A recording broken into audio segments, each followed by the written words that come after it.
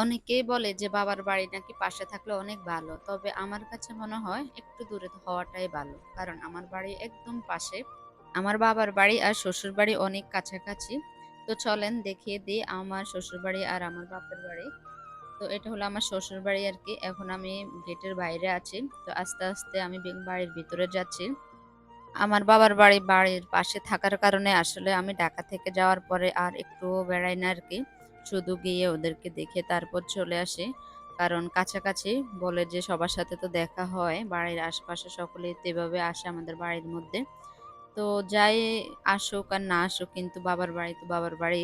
গিয়ে থাকলে মেয়েদের যে একটা আত্মতৃপ্তি হয় ওটা আসলে আমার আর হয় না। তো আমি এখন বাড়ির ভিতরে যাচ্ছি আরকি।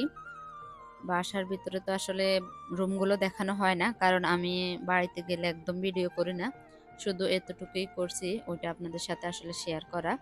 তো এই যে বিল্ডিংটা দেখছেন এটা হলো আমার মেজো বাসুরের বিল্ডিং আরকি। আর এখানে একটা হবে বড় বাসুরের। তারপরে আর ২ টা একটার মধ্যে আমরা থাকি এটা আমার শ্বশুরের বিল্ডিং। আর এটা হলো আমার সেজো বাসুরের আরকি।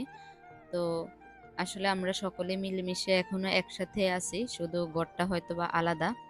আর আমার জায়েরা অনেক ভালো। সবাই আমাকে অনেক আদর করে। আমার শ্বশুর-শাশুড়ি আমাকে অনেক আদর করে আর আমিও তাদেরকে ভীষণভাবে ভালোবাসি। কারণ আমি আমার মা-বাবাকে আর শ্বশুর-শাশুড়িকে কোনোভাবেই আলাদা চোখে দেখি না। মা-বাবা তো মা-বাবাই। এই কারণে আসলে আমাকে অনেক আদর করে সবাই। আমাদের বাসার পিছন দিকে হাঁটতে গেলাম বিকালে। একবার এই জায়গাটায় গেলে আর আসতে মন চায় না। তারপরে এই যে এখন আমি নিয়ে যাচ্ছি আমার বাবার বাড়িতে। এখান থেকে বের হওয়ার পরে একটা রাস্তা। আর এপাশে আমার শ্বশুরের জায়গা, ওপাশে আমার বাবার জায়গা। এভাবে আরকি আমরা যেতে, যেতে তারপরে আমাদের বাড়িটা এসে যায়। এই যে এগুলো আমার শ্বশুর নিজ হাতে করছে। অনেক মজা খেতে। আমরা গিয়ে তো অনেক খেয়েছি। আর ওই যে নারিকেল গাছ দেখা যাচ্ছে, এগুলো হলো আমার বাবার।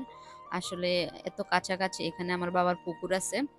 তো আমি এপাশ ওপাশ যাওয়ার সময় আমি মানে এগুলো দেখতে, দেখতে যাই আরকি। কারণ এসব জায়গা আমি ১৭ বছর পার করে এসেছি। এই কারণে একটা আবেগ কাজ করে। এতটুকু রাস্তা কিন্তু যাওয়ার সময় মনে হয় যে আরো কম হয় না কেন? মানে আমি এত পেরেশান হয়ে যাই আসলে যাওয়ার জন্য।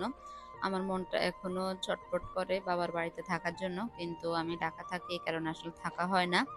তো এই যে এখানেও একটা এই জায়গাটা অনেক বড়। এখানে একটা বাড়ি করা যাবে। তো আমার ছোট ভাই এখনো বাড়ি করে নাই। তো এখানেও একটা আছে, ওইখানেও আরেকটা আছে। ওর যেখানে মন চায় ও আসলে সেখানে বাড়িটা করবে। আর এই ২ দিক দিয়ে ২ টা পুকুর আছে আরকি আমার বাবার। উনার অনেক শখ ছিল পুকুর করা। তো উনি ক্ষেত থেকে আরকি মাটি কেটে তারপরে মাটি উঠিয়ে আরকি এখন পুকুর বানিয়েছে। তো এই যে এই বাগানটাই আছে শুধু মাঝখানে আমাদের তফাৎ। এই বাগানের পরে হলো আমাদের বাড়ি। তো আসেন আজকে আমাদের বাড়িতে নিয়ে আসছি আপনাদেরকে। তো এখন আমি আসলে ঘরে যাচ্ছি।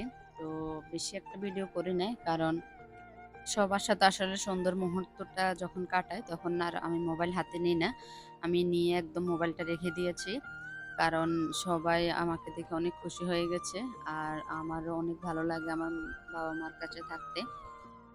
তারপরে এই যে ঘরে ঢোকার পরে দেখি যে ওরা কেউ নেই এখানে। ওরা সব আরেক রুমে আছে আরকি। তো এর মাঝে আমি আসলে ভিডিও করলাম। কারণ আমি সবাইকে দেখলে মোবাইল আর হাতে রাখি না বললাম। তো যাই হোক সকলে ভালো থাকবেন। এই যে আমার মা-বাবার রুমের আপনাদের সাথে গল্প করতে, করতে আসলে আমার বিদায় নেওয়ার সময় হয়ে গেছে। তো সকলেই ভালো থাকবেন। আর এই পর্যন্ত যদি আমার ভিডিওটা দেখে থাকেন তাহলে একটা লাইক দিয়ে দিবেন। সকলেই ভালো থাকবেন। আল্লাহ হাফেজ।